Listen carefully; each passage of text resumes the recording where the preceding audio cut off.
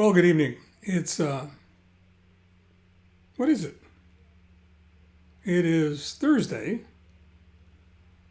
January 16th, Journal 268, T+289. You can file this under never enough time to do it right. I'm just now starting to warm up. I was outside for probably close to 2 hours. It's cold here for California. If you're back east, ignore what I just said. It's certainly colder where you are than it is where I am, but it's cold for here. And I have a problem with temperature anyway these days, post-transplant. So it takes me, it doesn't take me any time at all to get cold, and it takes me forever to get warmed up again. And having been outside watching the installation trainer for the company that we hired and were having difficulties with, go over all the work that his installer did that needed to be redone. All I could think of while I was watching that was that the old adage that suggests that there's never enough time to do anything right, but there's always enough time to do it over. And in this case, it was probably close to 2 hours of the installation trainer agreeing with all of the complaints and concerns that I had, and then going up on the roof to fix them all.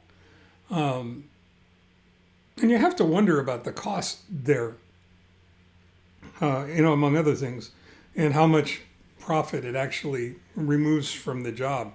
If you have an employee and you'd like to think it was a fairly well-rewarded employee, after all, he's the installation trainer, doing quality control work when that's probably not the job he was hired for.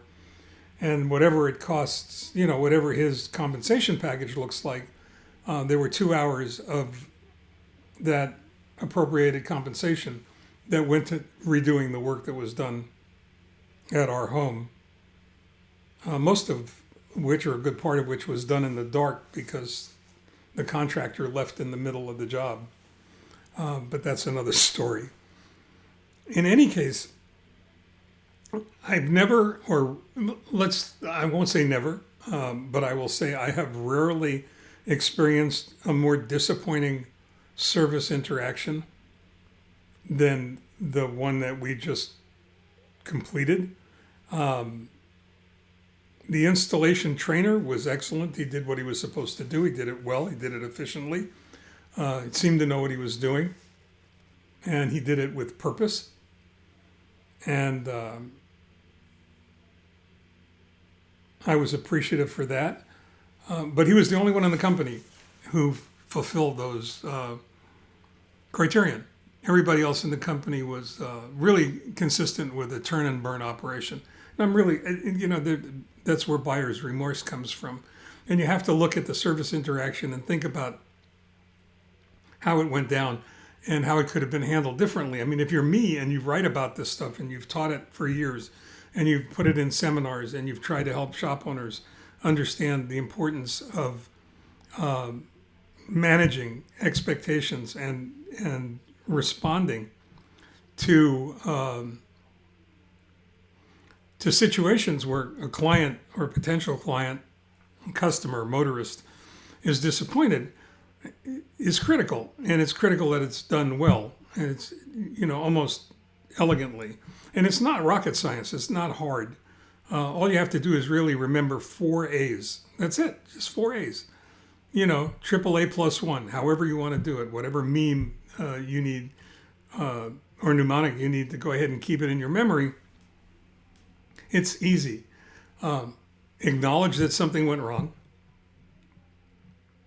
Accept responsibility for it, even if you're not the one who did it, even if it was done at somebody else's, on somebody else's watch. Accept I'm sorry this happened. We work really hard to make sure that things like this don't happen, but every once in a while something falls through the cracks. So accept it. Once you've acknowledged it, accept that responsibility, apologize. Again, I'm sorry that happened. It wasn't our intention. to disappoint you. Please let us have the opportunity to make this right, and act. Acknowledge, accept, apologize, and act.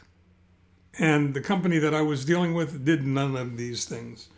As a matter of fact, I have yet to hear from the salesman who sold the job, from the installer who installed the job. The only one that seemed to be professional at all was the installation trainer. But these things hold sway in the real world, even if you're not a service provider. It's important to recognize that, because in interpersonal relationships, it's not unlikely that at some point we're going to disappoint another human being. We're going to go ahead and not meet or exceed expectations on a personal level. And when that happens, those same 4A's apply. And they're good to remember. I think they'll salvage relationships. And go back to that whole idea of having a second opportunity to make a first impression if you do a really good job at the warm fuzzy stuff. And that's one of the warm fuzzy things. So keep that in mind. All right. In the meantime, stay well. Take care. We'll see if we get a chance to talk to you tomorrow. Bye-bye.